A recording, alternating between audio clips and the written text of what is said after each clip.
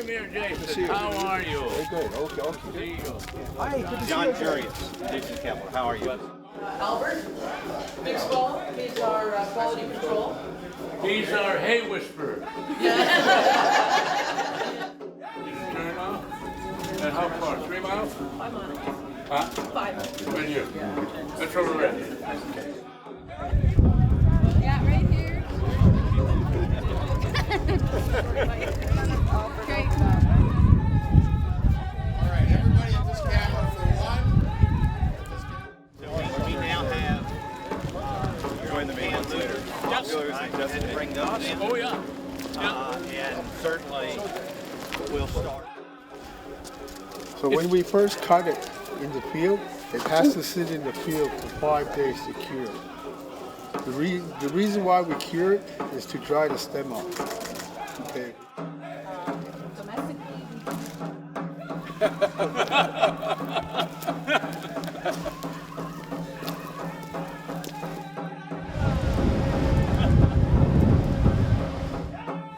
We hope to show them what we are doing, a part of what we are doing with respect to agriculture, with respect to taking advantage of business opportunities, and to show how we can work with others as good business partners, trusted business partners, and how we can work with others who have the expertise, the capacity in moving everything along.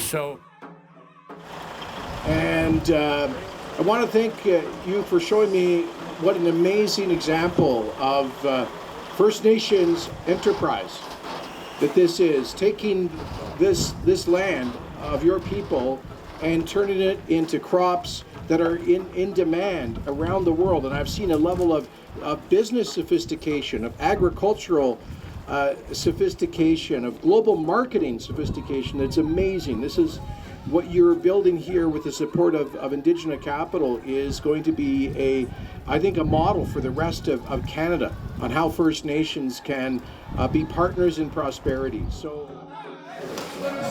Maria.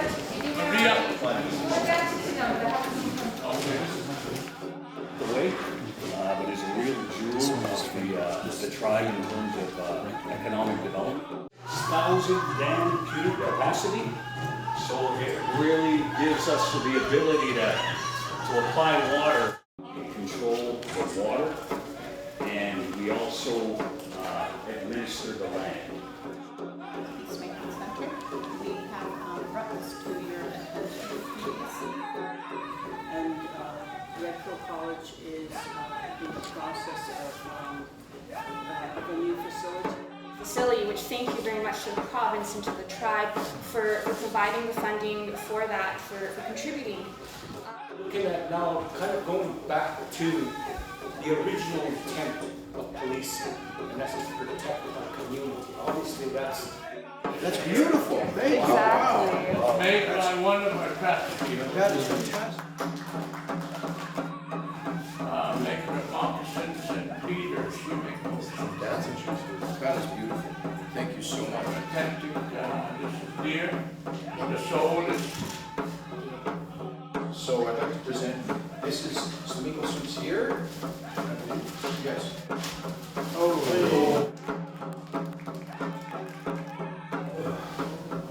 Thank you very much. Well, we've got about 350 right now, which it used to be.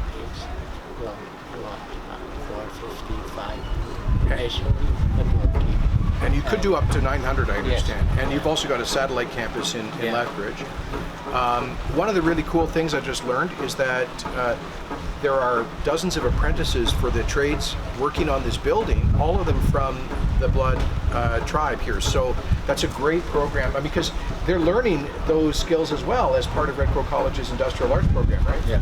So that's a big important aspect we wanted for this build was to employ our own members, and get them started in apprenticeship, mentorship, but also some that already have the skills. Yeah. So to build on and there's other projects coming up, so they'll be a part of that process and new builds. And I've heard that you're going to be incorporating into all of this a lot of cultural programming, some of the Blackfoot ceremonial the opportunities for the students.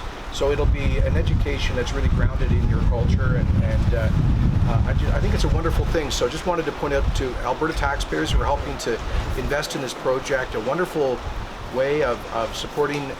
This is the largest, by the way, First Nation in Canada.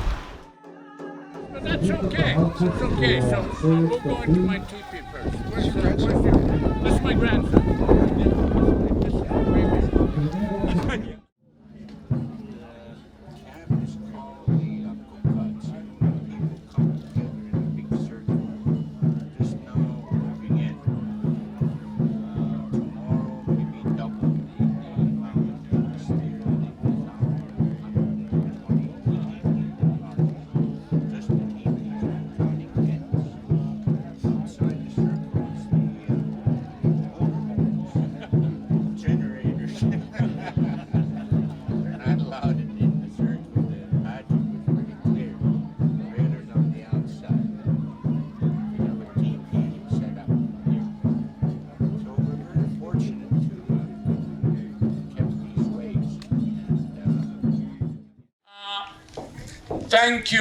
Thank you for being here. We were advised by our sacred societies and the leaders that we should resume that part of our kuklats where the chief and the council fed the people. And of course, you know, they encourage people to socialize, to dance, to hear the wonderful music that is being shown to us today. So we decided to listen to them, and that is why we've tried to organize this social event. I've told the Premier this is not part of the sacred ceremonies. It is only the social event to encourage people to socialize, to finish with their setups of their camps, their teepees, and to encourage more people to come out. So this is where we are at. And then thank you so much for letting us see some of the ancient culture and ceremonies of your people. The last week I was so honored to be welcomed by the chief and elders who are working on a project that we're helping a little bit with financially to make sure that the Blackfoot language is retained and grows and expands and is transmitted to future generations. The most beautiful thing I've seen here today, and I've seen in a long time, are these young children here who are embracing the culture of their ancestors. So how about a big round of applause for all the kids who are doing that?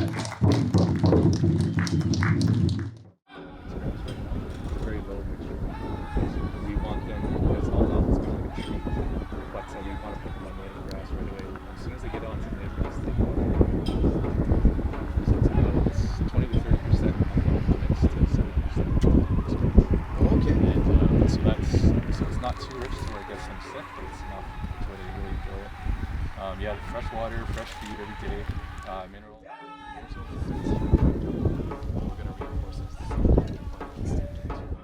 Yeah, and just to add to what Makiinima was talking about into DJ, you know, the Ini are really important to like the work that we're doing here on Kainai. And one of the things that Makiinima mentioned is that we're doing, I guess you would call it organic farming.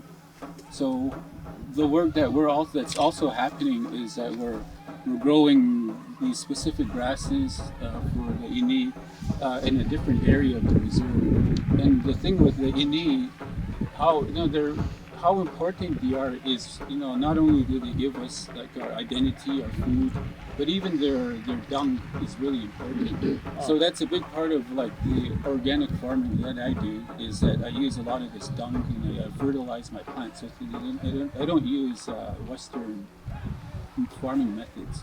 So speaking about the Ini and how important they are a keystone species, but the purpose they ultimately serve is they bring back the grasslands.